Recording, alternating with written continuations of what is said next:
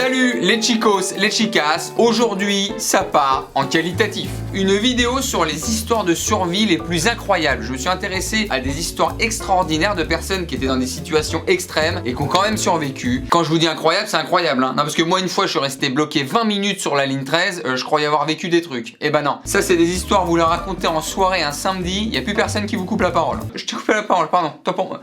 Tu disais, cordialement, mes offenses. On commence de suite avec la famille Robertson. Donc on est en 72 et toute la famille Robertson part faire un tour du monde. Le padré, il a dû se faire licencier, il a dit bon, j'ai 8 crédits consommation sur le dos. Allez, tout le monde fait ses bagages, s'il vous plaît. Les enfants? Oui, bah dites au revoir aux copains, vous avez pu les revoir, ça c'est sûr. Et donc il reste 17 mois en mer lorsque tout d'un coup, la coque du bateau, elle est percée par des orques. Alors les orques, le mammifère marin, pas les créatures du Mordor. Non, là ça aurait été un petit peu plus compliqué quand même de survivre. Et donc ça oblige la famille à se réfugier pendant 38 jours sur un radeau pneumatique. Le tour du monde prend un tout autre visage. Donc il y a le père, la mère, les 3 enfants et un jeune étudiant qui les accompagne. Alors me demandez pas pourquoi. L'autre c'est Joe Lincruste, je sais pas, il devait faire du stop dans les Bermudes. S'il vous plaît, bonjour, vous allez en Jamaïque? Et donc ils partent à la dérive, donc je vous la fais courte hein. Tempête, requins, pas de Smarties, pas de Skittles, rien du tout. Et ils arrivent à survivre en se nourrissant de sang et de chair de tortue. Là, Franklin, il s'est pris un coup dans la nuque. Terminé les nuits blanches avec Martin. Enlève ton foulard rouge parce que ça va plus te servir, Franklin. Et enfin, le 38e jour, ils sont sauvés par un tonnier japonais. Vous allez en Jamaïque? On continue avec Beck Weathers. Ça, encore une histoire qui te donne pas du tout envie de sortir de ton lit. Beck qui a affronté le froid de l'Everest. Il est parti en expédition. Bah, ça s'est très mal passé pour Beck. Beck qui a été exposé pendant 18 heures au froid glacial. Il a survécu à des températures extrêmes. Il a réussi à marcher comme ça face au vent à des températures que nous déjà t'as pas envie de sortir quand il fait un peu froid là. Tu sais quand t'as les mains qui tremblent, t'as le nez rouge là, on dirait Rudolph, le renne du Père Noël. Et bah lui il y va. Et donc à un moment donné il reste inconscient. Il se réveille, il croit d'abord qu'il est dans un lit au chaud. Tellement c'est parti en LSD, il sait plus où il est.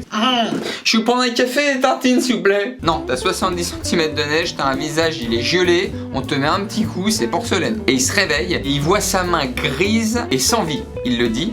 Il la toque un peu contre la glace et elle se casse et elle rebondit comme du bois. Il réussit quand même à retrouver le campement de ses amis. Il fut évacué par un hélicoptère et donc il a quand même survécu à ces températures. Là où le corps humain dit stop, c'est comme si tu faisais le Paris-Dakar en trottinette. Et donc il a quand même été dévisagé puisque tout le visage était gelé et il a perdu une main. Mais bon, il a bravé le froid et ça nous fait relativiser. Quand t'es bien sous ta couette au chaud, que tu vois qu'il fait 5 ou 7 degrés dehors et que t'as pas envie de sortir du lit, et bah tu penses avec. On enchaîne avec Poon Lim. C'est un steward sur un navire anglais. Donc lui à la base il est pas dans le game de la survie hein. Il est habillé comme un pingouin, c'est torchon avant-bras, c'est du caviar pour la 8 hein. Et malheureusement on est en 42 et le bateau il se fait torpiller par les nazis. Lui il sauve sa peau hein. Il prend un gilet de sauvetage et il plonge. Normalement c'est les passagers d'abord, mais Poon il a pas le temps. Lui il est proprio, il a des chaussures neuves. Allez c'est gilet de sauvetage. Oui bah chacun sa merde hein. C'est le seul survivant de l'attaque et il trouve quand même au bout de 2 heures un canoë de sauvetage avec dedans de l'eau et des biscuits. Là tu dois être tellement refait, c'est-à-dire qu'à ce niveau d'extrême, même si tu trouves, tu sais, les gâteaux de premier prix, c'est ceux qui sont immangeables là au ciment, que t'es obligé de manger à côté d'une fontaine, sinon bah tu t'étouffes, je pense que même ceux-là t'es content de les avoir, hein, les palais là. Tu croques, tu perds 3 dents, mais t'es content. Et donc il arrive à survivre en pêchant et en chassant des oiseaux. Alors pêcher, j'imagine le concept, hein, t'es dans la mer, hein, tu prends un lacet de ta chaussure, tu t'arraches un poil de nez, bon,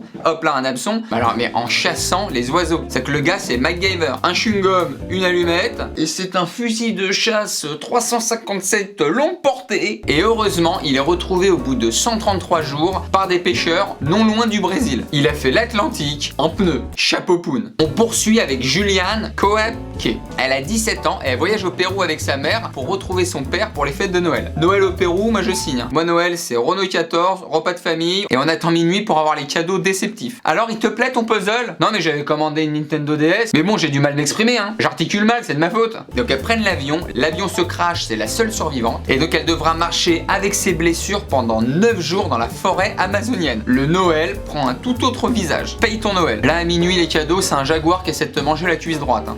Et donc elle est enfin sauvée au bout de 9 jours et elle a pu rejoindre son père. Et elle est devenue une très grande biologiste. Bah forcément 9 jours dans la forêt amazonienne, t'as le temps d'étudier les plantes hein. Excusez-moi Juliane, c'est quel type de plante ça? Ça c'est une Philae cocomico burlicifus. Comment vous savez? Bah parce que j'en ai mangé pendant 4 jours en suçant des serpents, donc ça va. Alors Alors la prochaine, c'est Ricky Midji, qui a survécu 71 jours dans la brousse australienne. Alors comment ça commence? Vraisemblablement, un autostoppeur l'a drogué et laissé pour mort. Vous voulez des tic-tac? Donc il est potentiellement drogué et abandonné, et donc il erre comme ça dans la brousse australienne sans vraiment s'en rendre compte, il dit. Il est encore sous effet de MDMA, donc il s'en rend encore pas trop compte. Et pour survivre, il se nourrit de bestioles qui sont sur son passage. L'autre, c'est Pumba. Sauterelles, lézards, grenouilles, sangsues, un cocktail de la brousse, je dirais. Et heureusement pour lui, au bout de 71 jours, il est retrouvé par des fermiers locaux. Ça, tu vois, Michel, c'est un fennec d'Australie. Il vit essentiellement à base de chaleur et se crée des labyrinthes souterrains afin de se protéger du soleil. Ouais, enfin, ton fennec, là, il porte un Oxbow. Puis il met du gel aussi. Suivant, Nicolas Joy. Donc Nicolas, il a 17 ans et au mois de mars, il part skier. Lui, il en a rien à foutre, hein. C'est combi, quechua, les 2 bâtons et ça part en freestyle, c'est double loops. Et donc à un moment donné, il cherche un raccourci. Ça va partir en monde de Narnia, cette histoire, parce qu'il cherche à retrouver son père qui l'attend en bas des pistes.